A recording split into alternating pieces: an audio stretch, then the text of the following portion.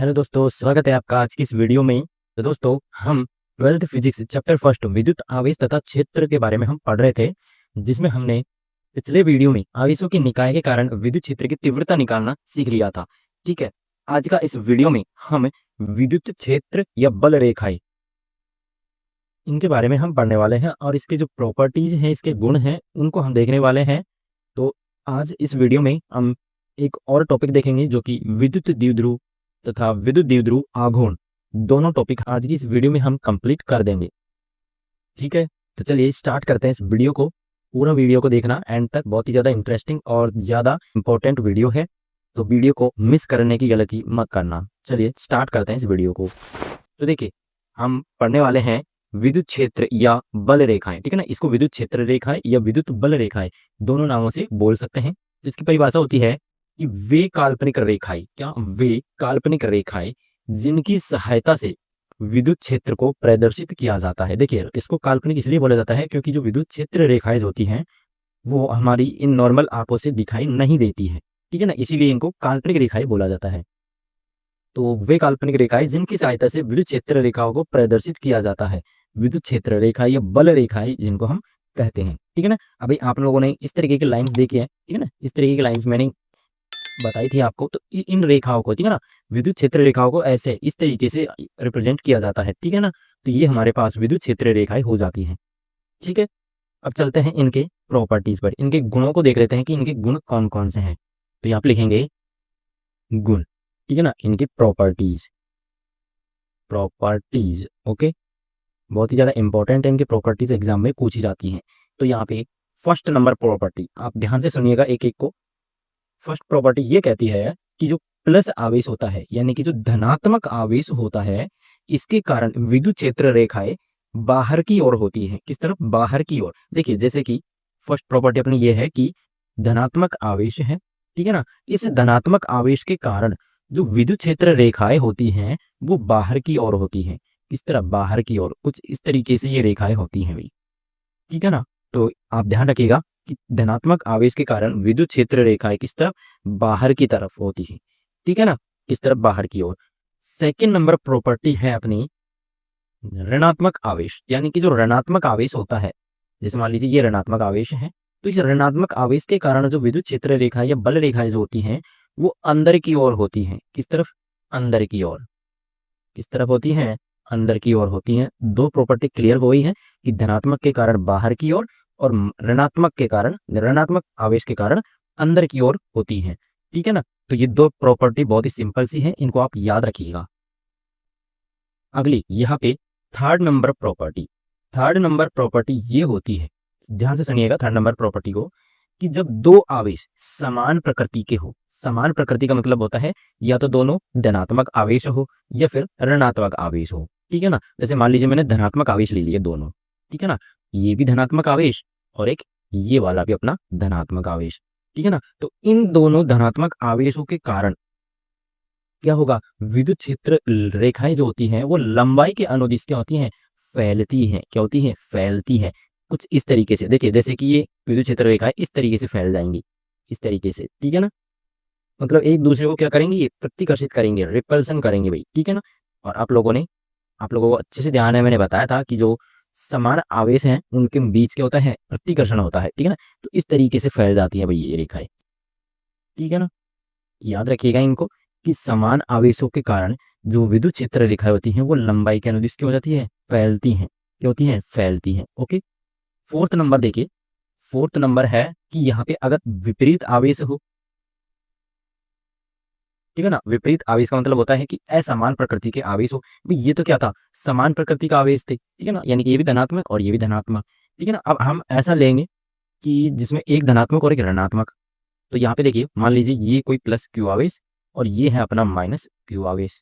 ठीक है ना, तो इसके कारण जो विद्युत क्षेत्र रेखाएं हैं वो लंबाई के अनुदिश क्या होती हैं? सिकुड़ती हैं, संकुचित होती है। क्या होती हैं? संकुचित होती हैं, सिकुड़ जाती हैं। ठीक है ना, कुछ इस तरीके से देखिए, जैसे कि ये इस तरफ जाएंगी। ठीक है ना, तो यहाँ पे ये दोनों क्या हो जाएंगी? इस तरीके से सिकुड़ जाएंगी। सॉरी, यहाँ पे मैंने प्लस आवेश ले रखा है, इसको हम चेंज कर देंगे माइनस। ठीक है ना, माइनस क्यू आवेश। तो ये क्या हो जाएंगी? सिकुड़ जाएंगी इस तरीके से। ठीक है ना, तो इस तरीके से हो जाएंगी। तो इनको हम बोलेंगे कि ये लंबाई के अनुदिश क्या हो रही हैं, सिकुड़ रही हैं, ठीक है ना, कुछ इस तरीके से हो रही हैं। भाई उसमें क्या हो रहा था, उसमें तो इस तरीके से हो रहा था, इसमें क्या हो रहा है, इस तरफ, ठीक है ना, तो ये इस तरफ इस तरीके से हो जाएंगी, सिकुड़ जाएंगी, ठीक है ना, एक दूसरे से क्या हो जाएंगी, अट्रैक्ट होने लगेंगी, ठीक है ना, कहने का मतलब ये है कि क्या हो जाएंगी, अट्रैक्ट हो जाएंगे एक दूसरे से, ठीक है। तो ये थी अपनी 4th number property. 6 number property important property है, ध्यान से सुनिएगा कि यहाँ पे जो इसकी दिशा होती है, इसकी विद्युत क्षेत्र रेखाओं की जो दिशा होती है वो किस तरफ होती है, धनात्मक आवेश से ऋणात्मक आवेश की ओर, यानी कि ये प्लस आवेश और ये अपना माइनस आवेश, ठीक है ना। तो यहाँ पे जो इनकी जो दिशा होती है विद्युत क्षेत्र रेखाओं की वो ऐसी होती है, ठीक है ना, यानी कि धनात्मक आवेश से ऋणात्मक आवेश की ओर होती है, ठीक है ना, याद रहेगी।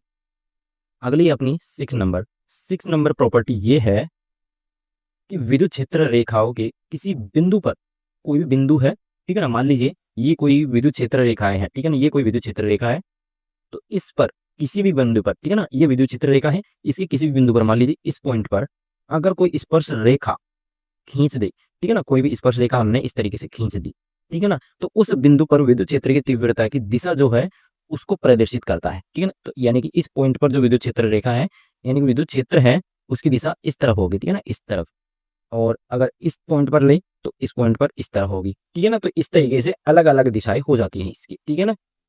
वैसे ज्यादा इंपॉर्टेंट ये है नहीं, पूछी नहीं जाती ज्यादातर, ठीक है ना। इसमें अगली जो ये प्रॉपर्टी है ये तो क्वेश्चन आता ही आता है, इसको आप मोस्ट यहाँ पे लगा ही लीजिए, ठीक है ना, ये बहुत ही ज्यादा इंपॉर्टेंट है। ध्यान से सुनिएगा कि कोई भी दो विद्युत क्षेत्र रेखाएं एक दूसरे को नहीं काटती हैं। क्यों नहीं काटती हैं, इसका रीजन मैं बताऊंगा, पहले आप ये देख लीजिए कि ये एक दूसरे को काटती किस तरीके से है। देखिए, मान लीजिए कोई एक विद्युत क्षेत्र रेखा ये है, ठीक है, अब इसको अगर हम काट कर इसको बताए कि इस तरीके से, ठीक है ना, तो ये दो विद्युत क्षेत्र रेखाएं हो गई। अब ये एक दूसरे को काटते नहीं है, ये तो मैंने आपको समझाने के लिए बता दिया है कि इस तरीके से काटे तो क्या होगा। तो यहाँ पे देखिए ये एक दूसरे को नहीं काटती है, क्यों, क्योंकि यहाँ पे जो कटान बिंदु है ये वाला जो पॉइंट है ये कटान बिंदु, इस कटान बिंदु पर दो विद्युत क्षेत्र रेखाएं हमको प्राप्त हो जाती हैं, यानी कि इसकी जो दिशा है, विद्युत क्षेत्र रेखा की जो दिशा है वो हमको दो दिशाएं प्राप्त हो जाती है।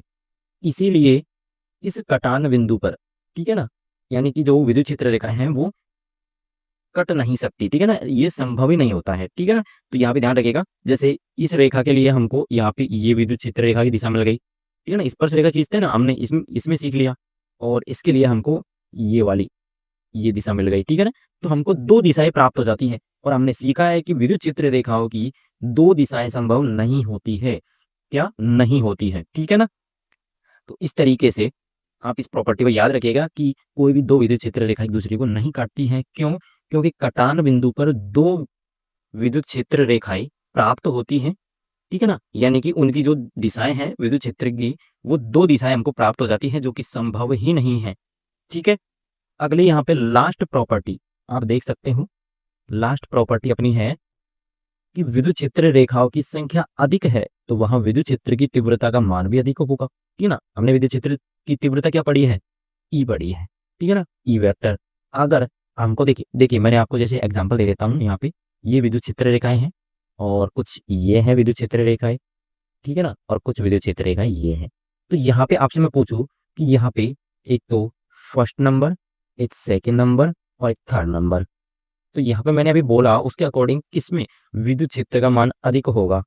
भाई विद्युत क्षेत्र की तीव्रता जो है उसका मान किसमें अधिक होगा, जिसमें विद्युत क्षेत्र रेखाओं की जो संख्या है वो अधिक होगी उसी में तीव्रता का मान अधिक होगा। यानी कि जैसे इसमें फर्स्ट वाले में रेखाओं की संख्या ज्यादा है तो यहाँ पे जो विद्युत क्षेत्र की जो तीव्रता है उसका मान अधिक होगा फर्स्ट, यहाँ पे फर्स्ट वाले का अधिक होगा सेकंड से, ठीक है ना, और सेकंड का अधिक होगा किससे, थर्ड नंबर वाले से, ठीक है ना। तो यहाँ पे याद रखिएगा इस तरीके से ये क्रम हो जाएगा, ठीक है ना। तो आप लोगों ने विद्युत क्षेत्र रेखाओं की कितनी प्रॉपर्टी पढ़ ली है, 8 प्रॉपर्टी है, ठीक है ना। इसमें से आपसे 5 पूछेगा तो कोई 5 प्रॉपर्टी बताओ तो आप आराम से इसको ले सकते हो, बहुत ही सिंपल सिंपल से प्रॉपर्टी है, ठीक है ना। मैंने आप यहाँ पे इन प्रॉपर्टीज की लैंग्वेज नहीं लिखवाई है, ये आपको नोट्स में मिल जाएंगी, ठीक है ना। चैप्टर खत्म होते ही मैं आपको बता दूंगा कि नोट्स आपको कहाँ मिलेंगे और कैसे मिलेंगे, ओके। तो आप फिलहाल वीडियो में मैंने जो आपको बताया उसको ध्यान से सुनिएगा, क्योंकि ये जो बोलता हूँ वही इंपॉर्टेंट ज़्यादा है, ठीक है ना। वैसे लिखा हुआ तो आपको कहीं भी मिल जाएगा, ठीक है ना। चलिए आगे अपना पढ़ते हैं अपन विद्युत द्विध्रुव। बहुत ही ज़्यादा इंपॉर्टेंट टॉपिक है भाई। क्या? विद्युत द्विध्रुव। विद्युत द्विध्रुव बहुत ही ज़्यादा इंपॉर्टेंट टॉपिक है, एग्जाम में आता है, इससे न्यूमेरिकल भी आता है, ठीक है ना, है ना। देखिए विद्युत द्विध्रुव, तो यहाँ पे द्विध्रुव का मतलब आपको साफ शब्द से ही पता चल रहा है। द्विध्रुव यानी कि जिसके दो ध्रुवों, ठीक है ना, क्या हो, दो पोल हो, तो वो क्या होता है, डाइपोल होता है, द्विध्रुव होता है, ठीक है ना। इसको इंग्लिश में बोला जाता है इलेक्ट्रिक डाइपोल। लिख लीजिए इलेक्ट्रिक डाइपोल। Dipole, okay. यहाँ पे इलेक्ट्रिक डाइपोल इसको बोला जाता है। तो यहाँ पे क्या हो जाता है अपना, जिसके दो ध्रुव हो वो होता है अपना द्विध्रुव, ठीक है ना, विद्युत द्विध्रुव। तो यहाँ पे इसकी परिभाषा ध्यान से सुनिएगा।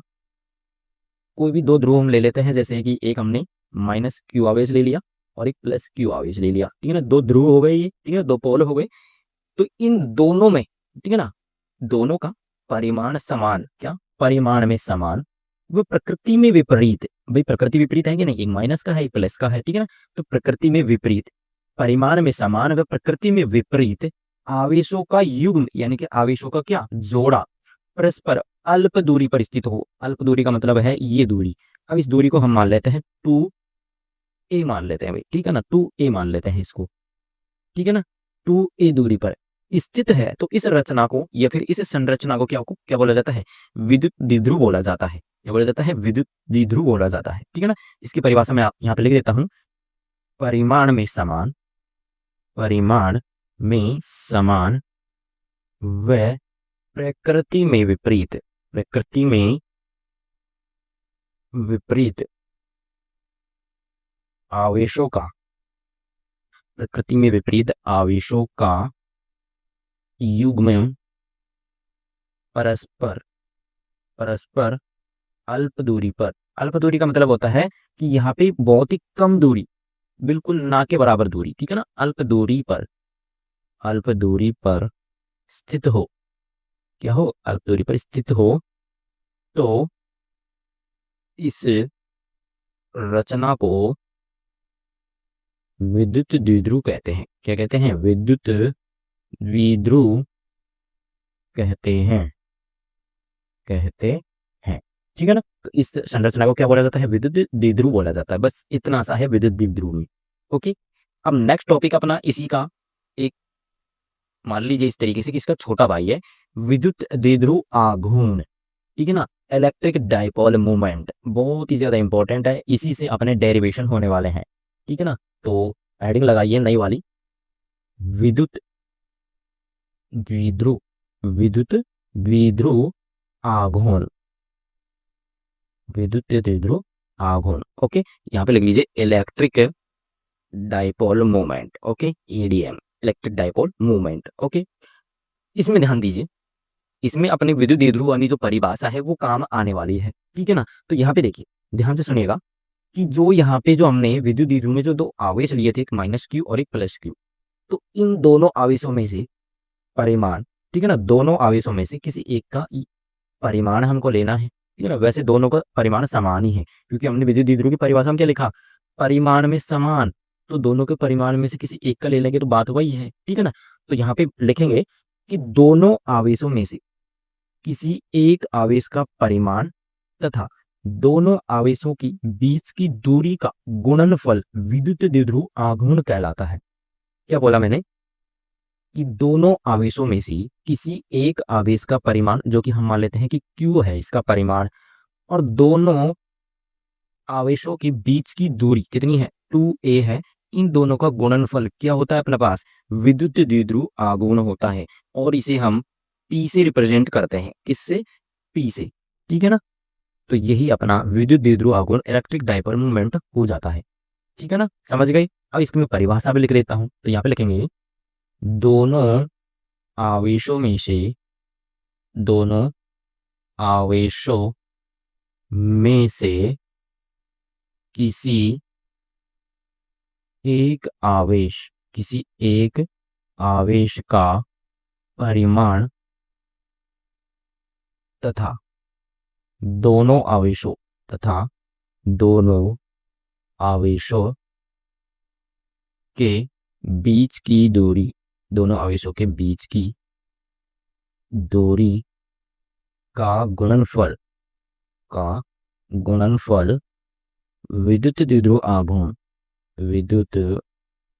द्विध्रुव आघूर्ण कहलाता है। ठीक है, तो यही अपनी इसकी परिभाषा हो जाती है। ठीक है, अब यहाँ पे इसका नोट पॉइंट हम ध्यान रखिएगा कि विद्युत द्विध्रुव आघूर्ण क्या है, एक सदिश राशि है। तो इस पी पर हम वेक्टर लगा सकते हैं, बिल्कुल लगा सकते हैं, क्योंकि ये सदिश राशि है। ठीक है ना, अगर ये सदिश राशि है तो इसका परिमाण तो है ही है, लेकिन इसकी दिशा भी होगी कि नहीं। भाई सदिश राशि में क्या होती है, परिमाण और दिशा दोनों होती है। तो जब हम इसको बोल रहे हैं कि ये क्या है, एक सदिश राशि है, क्या है, सदिश राशि है। ठीक है ना, अगर ये सदिश राशि है तो इसकी कोई ना कोई दिशा भी होगी। तो भाई दिशा क्या होगी, वही तो हमको जानना है। तो दिशा इसकी, सुनिए, इसकी जो दिशा होती है वो ऋणात्मक आवेश से धनात्मक आवेश की ओर होती है। अब आप यहाँ पे कंफ्यूज हो सकते हो। कंफ्यूज कहाँ पे हो सकते हो, ध्यान से देखिए। यहाँ पे मैंने आपको यहाँ पे जो विद्युत क्षेत्र रेखाएं बताई थी, उसमें जो विद्युत क्षेत्र रेखाओं की जो दिशा बताई थी, वो मैंने आपको क्या बताई थी कि इसकी जो दिशा होती है वो प्लस आवेश यानी कि धनात्मक से ऋणात्मक की ओर होती है। ठीक है, लेकिन मैं यहाँ पे विद्युत द्विध्रुव आघूर्ण में क्या बोल रहा हूं कि जो इसकी दिशा है वो ऋणात्मक आवेश से धनात्मक आवेश की ओर हो रही है, यानी कि उल्टा है दोनों का। ठीक है ना, एक दूसरे का उल्टा है। ठीक है ना, तो यहाँ पे लिखेंगे ऋणात्मक या ऋणावेश। ठीक है ना, इस तरीके से लिख लीजिए, ऋणावेश से धनावेश की ओर होती है। ठीक है ना, तो इसकी जो दिशा होती है वो ऋणावेश से धनावेश की ओर होती है। ठीक है ना, क्लियर है ये बात। ठीक है ना, तो अब चलते हैं इसके मात्रक पर। भाई इसका मात्रक क्या होता है ये भी हमको पता होना चाहिए। ठीक है ना, क्योंकि न्यूमेरिकल आएगा तो न्यूमेरिकल में हमको मात्रक लिखना होगा ना। तो इसका मात्रक लिख लेते हैं। हमने फॉर्मूला पढ़ा है P बराबर Q इंटू 2A। ठीक है, तो यहाँ पे जो इसका मात्रक है वो क्या हो जाएगा, देखिए आवेश है, आवेश का मात्रक क्या होता है, कूलाम। ठीक है ना, आवेश का मात्रक कूलाम इंटू 2A। 2A क्या है, एक दूरी है, और दूरी को किससे लिखते हैं, मीटर से लिखते हैं। ठीक है ना, तो ये मीटर हो जाएगा। तो इसको हम लिख सकते हैं coulomb into metre. Okay, coulomb into metre, और यही अपना क्या होता है, मात्रक होता है विद्युत द्विध्रुव आघूर्ण का। ओके, अब देखिए इसकी विमा भी पूछता है भाई। ठीक है ना, और पूछी गई है, एमसीक्यू में आती है, तो इसकी विमा भी हमको लिखनी है। तो ध्यान से देखिए, हमने देखा है कि कूलाम यानी कि आवेश की विमा क्या होती है, आवेश की विमा क्या होती है, A1T1। ठीक है ना, A1T1। और मीटर, मीटर यानी कि दूरी, इस दूरी को किससे लिखते हैं, L से लिखते हैं, तो L1। ठीक है ना, और यही हमारी विमा हो जाएगी M0 L1 T1 और A1। ठीक है ना, यही हमारी इसकी विमा हो जाएगी भाई। ठीक है ना, तो हमने इसको क्लियर कर दिया है। ठीक है ना, अब चलते हैं इसमें आगे। एक नोट पॉइंट बहुत ही ज़्यादा इंपॉर्टेंट है, इसके बिना डेरिवेशन में आपको समझ में नहीं आएगा, इसको आप मिस मत करिए। इसको और देख लीजिए, एक नोट पॉइंट मैं आपको लिखूंगा यहाँ पे, बहुत ही ज़्यादा इंपॉर्टेंट है भाई ये। ठीक है ना, नोट पॉइंट। तो यहाँ पे देखिए, अगले ही वीडियो में ये चीज़ काम आने वाली है। ठीक है, देखिए फर्स्ट नंबर, दो ही नोट है यहाँ पे। फर्स्ट नंबर है यहाँ पे अनुदैर्ध्य रेखा। क्या है, अनुदैर्ध्य रेखा, अनुदैर्ध्य रेखा। ठीक है ना, या फिर इसको बोला जाता है द्विध्रुव का अक्ष। क्या बोला जाता है, द्विध्रुव का अक्ष। ठीक है ना, द्विध्रुव का अक्ष इसको बोला जाता है। अब भाई ये चीज है क्या, अनुदैर्ध्य रेखा या द्विध्रुव का अक्ष है क्या। तो ध्यान से सुनिए कि जो हमने ग्राफ पढ़ा है, हमने ग्राफ इस तरीके से पढ़ा है। ठीक है ना, तो यहाँ पे जो ये वाली जो लाइन होती है ना, ये वाली लाइन, इसको बोला जाता है अक्ष। ठीक है ना, क्या बोला जाता है, अक्ष, यानी कि जो हॉरिजॉन्टल लाइन जो होती है अपनी, हॉरिजॉन्टल इस तरीके से। ठीक है ना, ऐसे क्षैतिज रेखा। ठीक है ना, तो इस क्षैतिज रेखा को क्या बोला जाता है, अक्ष बोला जाता है, द्विध्रुव का अक्ष या अनुदैर्ध्य रेखा बोला जाता है। ठीक है, तो यहाँ पे मैं इसको अच्छे से आपको बता देता हूँ। तो देखिए यहाँ पे आपको क्या लिखना है कि जो अपने पास ये माइनस क्यू आवेश है, ठीक है ना, और ये अपना प्लस क्यू आवेश है। ठीक है ना, तो इन दोनों को इस तरीके से मिला देंगे। तो यहाँ पे जो ये वाली जो रेखा हमने बनाई है, इसी को बोला जाता है अक्ष। अब ये अक्ष है ना, ये इस तरीके से कितना भी लंबा हो सकता है, ये माइनस इन्फिनिटी से प्लस इन्फिनिटी तक हो सकता है। ठीक है ना, तो इसे बोला जाता है अक्ष। ठीक है ना, द्विध्रुव का अक्ष बोला जाता है।